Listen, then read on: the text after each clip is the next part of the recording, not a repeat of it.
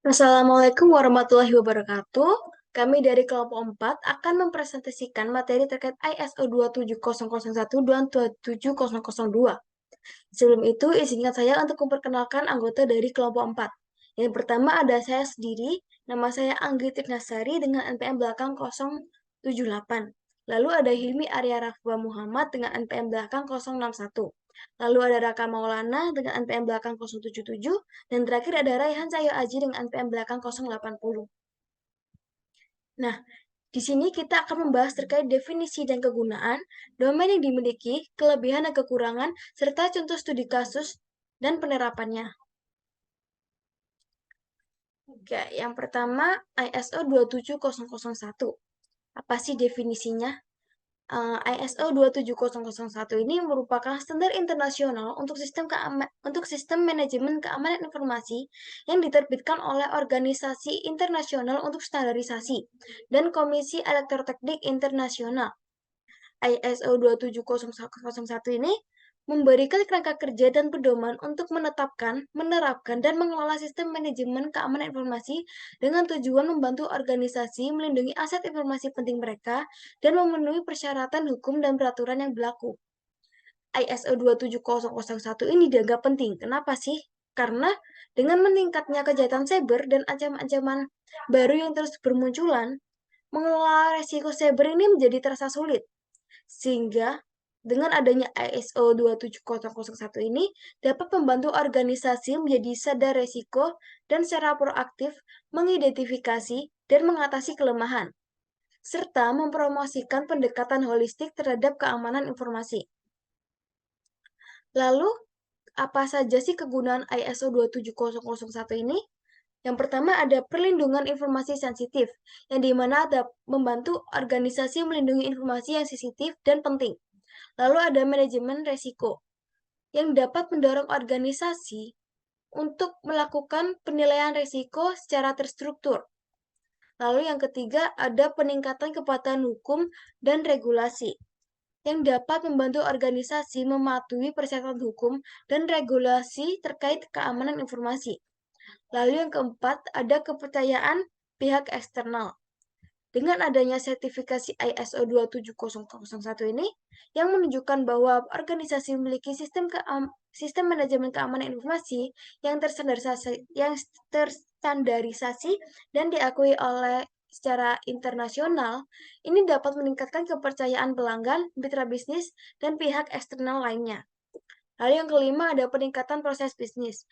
ISO 27001 ini mempromosikan pendekatan berbasis resiko terhadap keamanan informasi yang dapat mengarah pada peningkatan efisiensi dan efektivitas proses bisnis. Nah, yang keenam ada keandalan layanan dan operasional. Melalui penerapan kontrol yang tepat, ISO 27001 ini membantu meningkatkan keandalan layanan dan operasional yang mencakup keamanan sistem IT, manajemen akses, pemantauan keamanan, dan respon terhadap insiden keamanan. Lalu yang terakhir ada peningkatan kesadaran karyawan. ISO ini dapat membantu meningkatkan kesadaran karyawan tentang pentingnya keamanan informasi. Selanjutnya, nah, apa sih domain ISO 27001 ini? ISO 27001 saat ini memiliki 14 domain dibandingkan dengan standar yang lama yang masih memiliki 11 domain. Domain ini secara luas mencakup 6 area keamanan. Yang pertama, kebijakan keamanan perusahaan. Yang kedua, manajemen aset. Yang ketiga, keamanan fisik dan lingkungan. Yang keempat, kontrol akses. Yang kelima, manajemen insiden. Dan yang keenam, yaitu kepatuhan terhadap peraturan. Nah, 14 domain ISO 27001 ini apa aja sih? Yang pertama, ada kebijakan keamanan informasi, yang dimana untuk menyelaraskan kebijakan dengan praktik keamanan informasi perusahaan. Yang kedua ada organisasi keamanan informasi yang menetapkan struktur untuk memulai dan mengelola penerapan sistem manajemen keamanan. Lalu yang ketiga ada keamanan sumber daya manusia yang berfokus pada peran sumber daya manusia. Yang dimana ini memastikan bahwa karyawan, kontraktor, dan seluruh tenaga kerja ini memahami tanggung jawab yang mereka miliki. Lalu yang keempat ada manajemen aset, untuk menunjukkan dengan tepat aset informasi dan mengidentifikasi tanggung jawab perlindungan yang tepat. Lalu yang kelima ada kontrol akses, menjamin adanya pembatasan akses terhadap fasilitas pengolahan informasi. Lalu yang keenam ada kriptografi, yang membahas enkripsi data dan keamanan informasi rahasia. Lalu yang ketujuh ada keamanan fisik dan lingkungan, yang membahas aspek fisik dan lingkungan organisasi. Lalu yang kedelapan ada keamanan operasi, yang dimana untuk menjaga fasilitas pemrosesan informasi. Lalu yang kesembilan ada keamanan komunikasi. Ini maaf ya tipu ya, seharusnya keamanan komunikasi. Jadi ada keamanan operasi dan keamanan komunikasi. Nah, keamanan komunikasi ini membahas strategi yang digunakan untuk melindungi informasi organisasi dalam jaringan. Lalu selanjutnya ada akuisisi, pengembangan, dan pemeliharaan sistem, yang dimana menangani keamanan informasi dan memastikan keamanan informasi ini tetap menjadi aspek utama operasi perusahaan sepanjang siklus hidup. Lalu ada hubungan pemasok, ada manajemen insiden keamanan informasi, ada aspek keamanan informasi, manajemen kelangsungan bisnis, dan yang terakhir yaitu ada kepatuhan. Yang selanjutnya ada kelebihan dari kerangka kerja ISO 27001. Yang pertama, kerangka kerja ini diakui dan dihormati di seluruh dunia, yang dapat bermanfaat bagi organisasi yang beroperasi secara global atau ingin menarik pelanggan dan mitra internasional. Yang kedua, kerangka kerja ini mencakup berbagai pengendalian yang berkaitan dengan keamanan informasi, yang membantu organisasi mengidentifikasi dan mengatasi potensi kerentanan sistem dan proses mereka. Yang ketiga, dengan mengadopsi kerangka ini menunjukkan kepada pelanggan atau mitra serta badan pengatur bahwa suatu organisasi berkomitmen terhadap keamanan informasi. Selanjutnya ada kekurangan dari ISO 27001. Yang pertama, kerangka kerja ini adalah standar manajemen, bukan standar keamanan. Panduan ini memberikan kerangka kerja untuk manajemen keamanan dalam suatu organisasi, namun tidak memberikan panduan rinci untuk pengendalian keamanan tertentu yang memerlukan keahlian keamanan. Yang kedua, kerangka kerja ini tidak menentukan metode penilaian risiko yang akan digunakan, sehingga organisasi harus memilih metode dan mendokumentasikannya. Yang ketiga, penerapan ISO 27001 bisa jadi sulit, memakan waktu dan mahal, terutama bagi organisasi kecil dengan sumber daya yang terbatas. Yang selanjutnya ada contoh studi kasus, yaitu pada PT Pupuk Kalimantan Timur, di mana PT Pupuk Kalimantan Timur ingin melakukan evaluasi keamanan informasi data center mereka dengan ISO 27001. Ada 4 tahapan. Yang pertama, menentukan ruang lingkup. Yang kedua, melaksanakan audit kepatutan. Yang ketiga, menentukan maturity level. Yang keempat, menentukan hasil dan rekomendasi perbaikan. Yang pertama, menentukan ruang lingkup.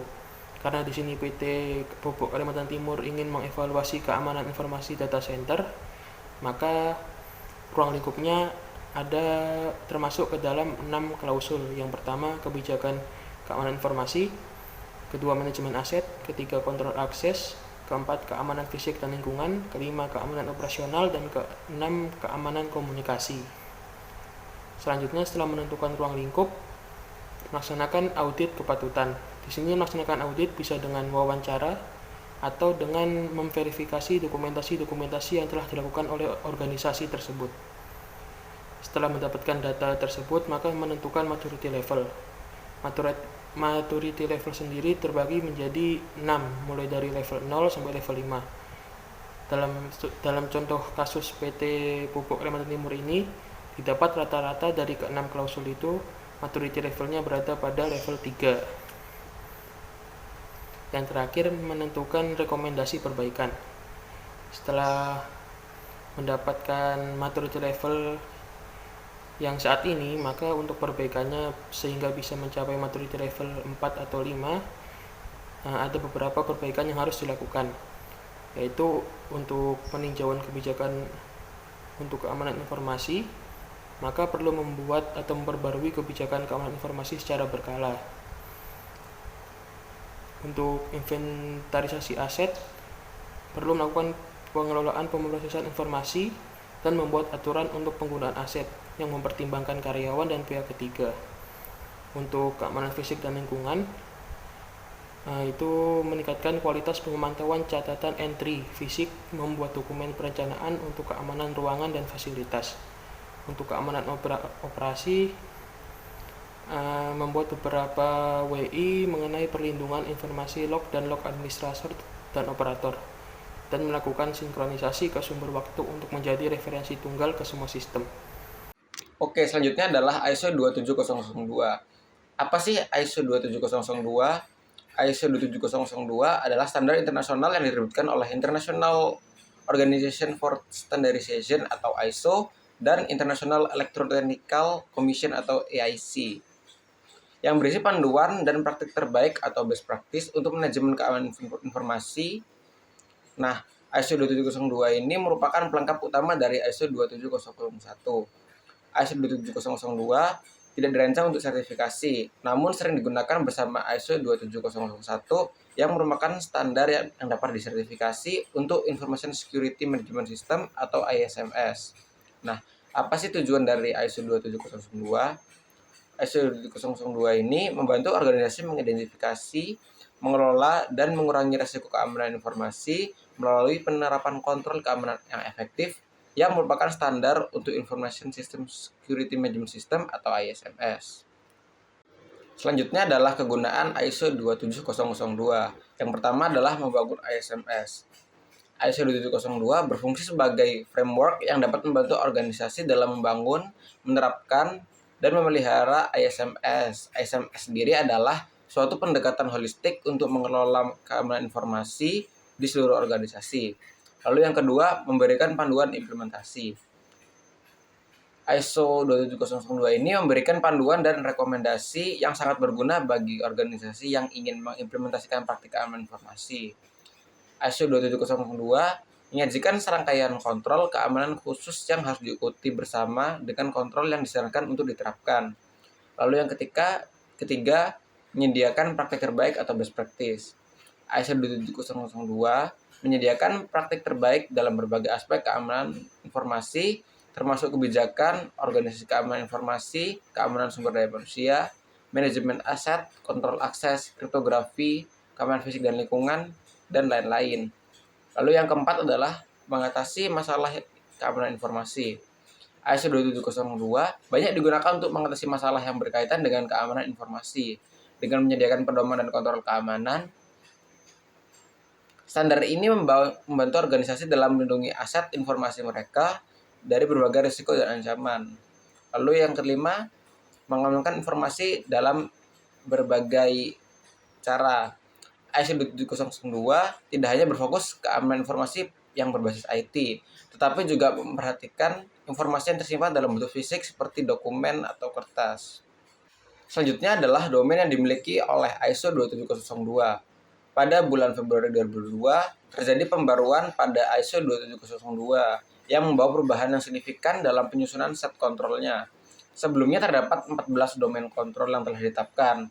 Namun dengan adanya perubahan ini, semua domain tersebut telah digabungkan menjadi hanya 4 kategori keamanan. Hal ini tidak hanya membuat struktur lebih ramping, tapi juga lebih teratur dan mudah dipahami.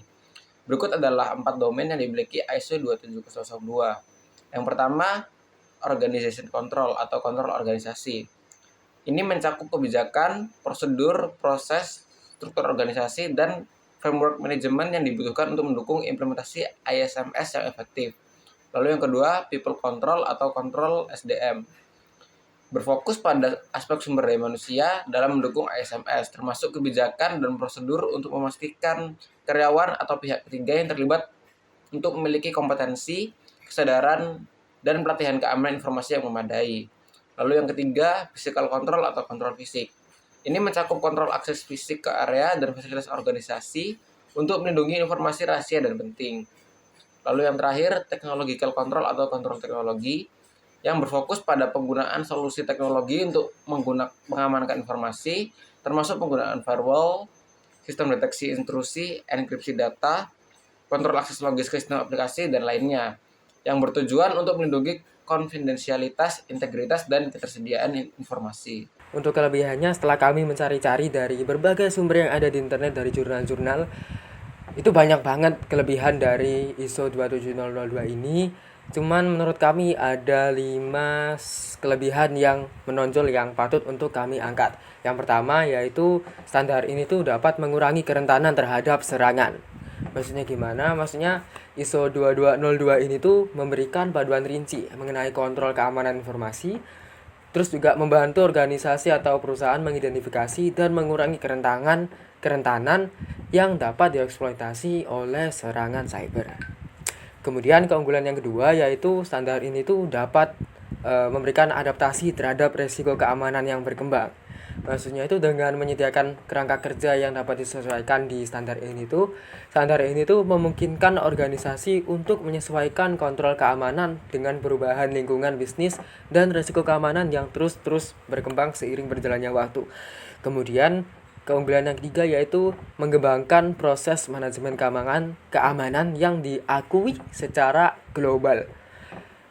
Jadi implementasi ISO 27002 ini dapat meningkatkan reputasi organisasi dengan menciptakan proses manajemen keamanan yang diakui secara global.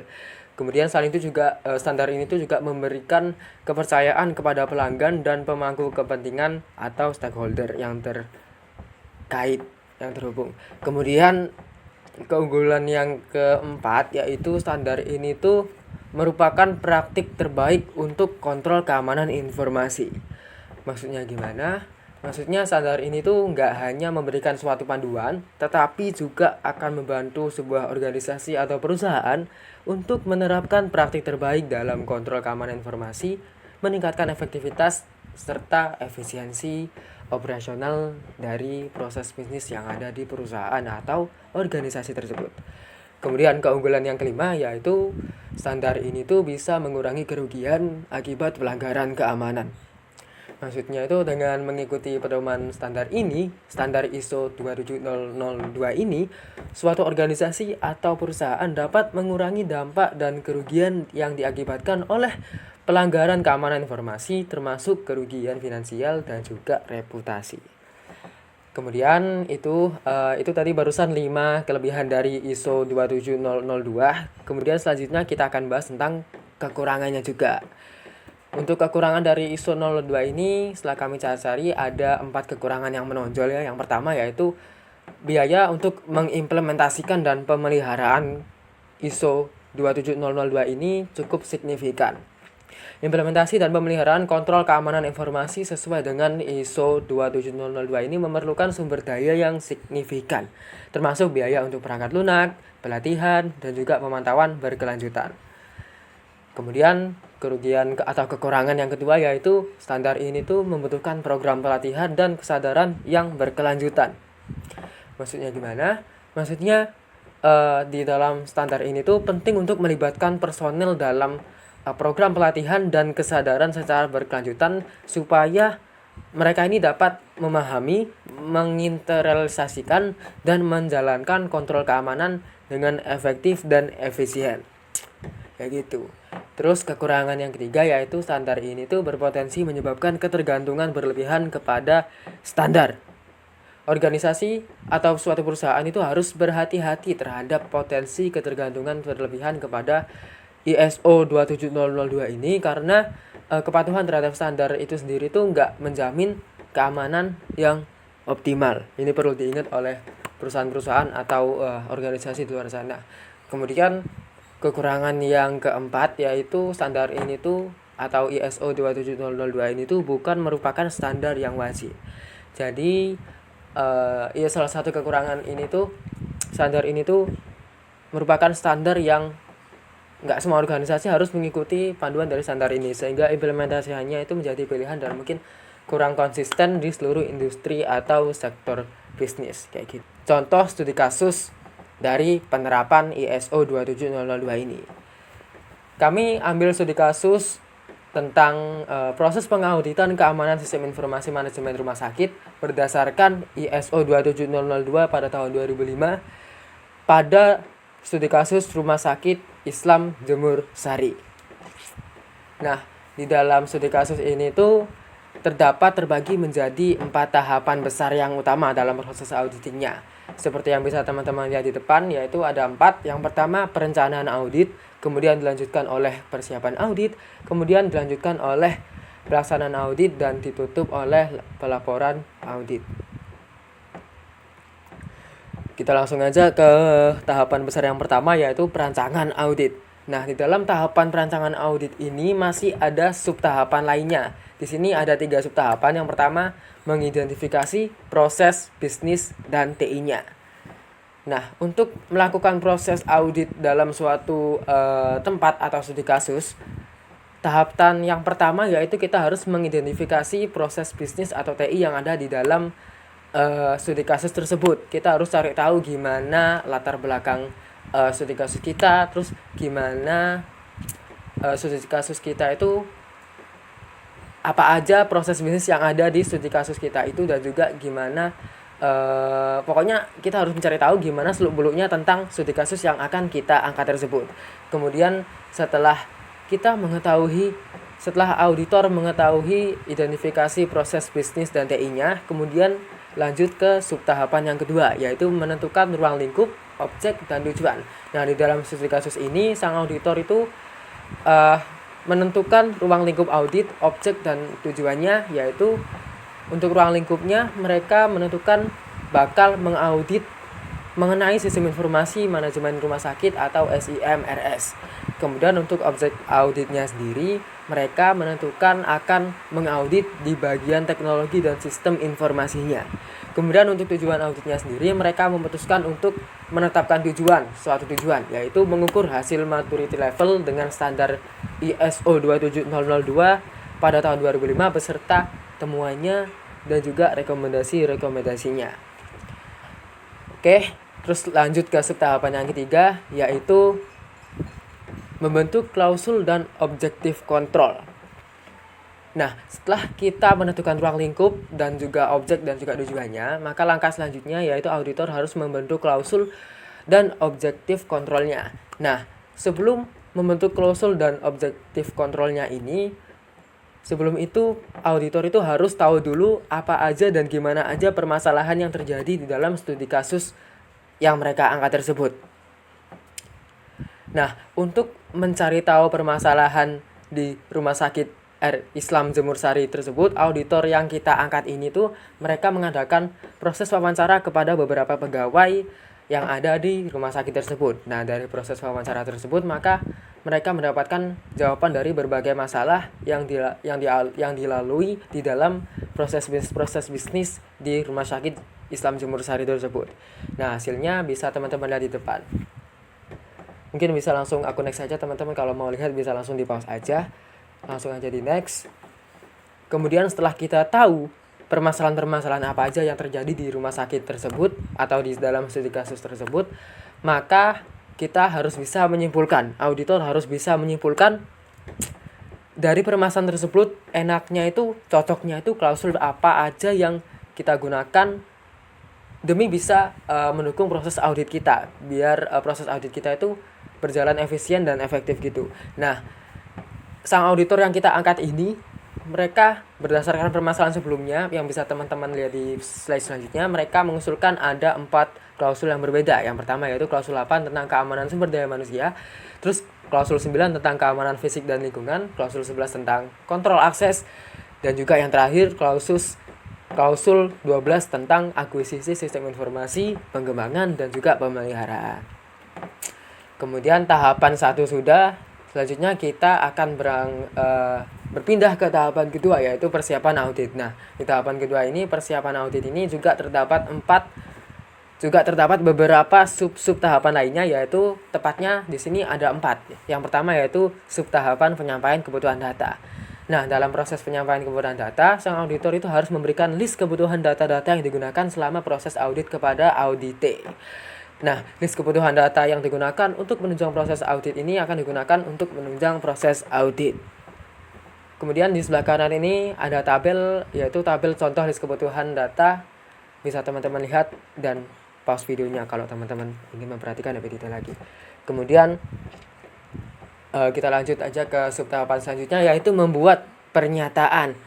Nah, setelah auditor menyampaikan kebutuhan datanya, kemudian auditor harus membuat pernyataan.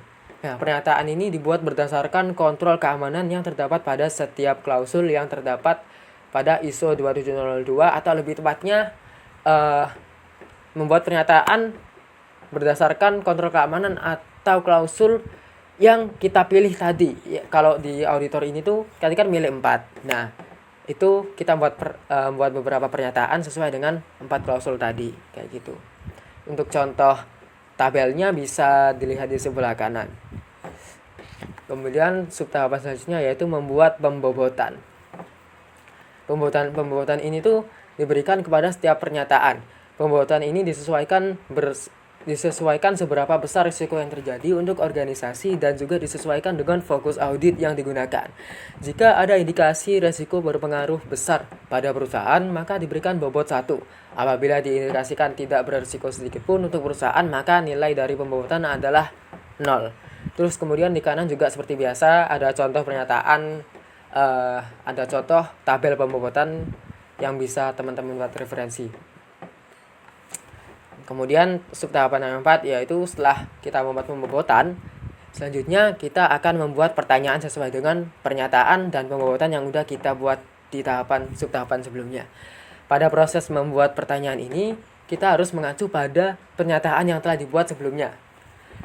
Pertanyaan disesuaikan berdasarkan pelaksanaan kontrol yang ada pada standar ISO 27002. Kayak gitu. Terus seperti biasa di sebelah kanan ada tabel, mungkin bisa dibuat teman-teman referensi untuk kalau misalnya buat pertanyaan dalam proses auditing. Kemudian setelah kita tahapan yang kedua selesai, yaitu kita lanjut ke tahapan ketiga, yaitu tahapan pelaksanaan audit. Nah, di tahapan ini ada 3 sub tahapan lagi di dalamnya. Yang pertama ada subtahapan wawancara dan observasi. Setelah kita tadi di tahapan 2 kan tahapan akhirnya kita udah membuat pertanyaan. Nah, kemudian kita pakai pertanyaan tersebut untuk digunakan dalam proses wawancara ini. Nah, di dalam proses ini tuh auditor melakukan wawancara dan observasi berdasarkan pertanyaan yang telah dibuat. Wawancara dilakukan kepada pihak yang terlibat di dalamnya, yaitu para auditi. Nah, untuk contoh tabelnya bisa dilihat di sebelah kanan. Kemudian subtahapan selanjutnya yaitu setelah kita wawancara, terus kita harus melakukan pemeriksaan data dan bukti berdasarkan jawaban-jawaban dari narasumber kita.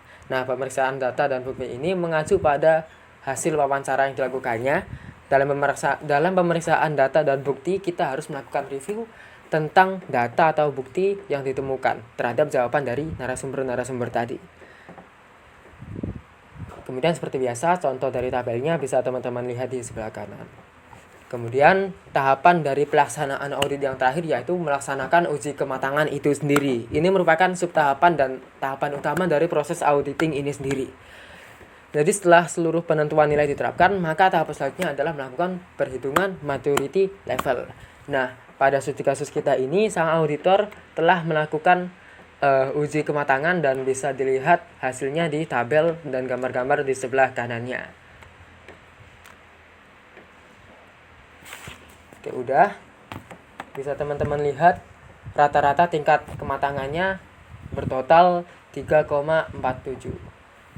Jadi kesimpulannya gimana dari proses auditing ini? Jadi bisa di next slide saja.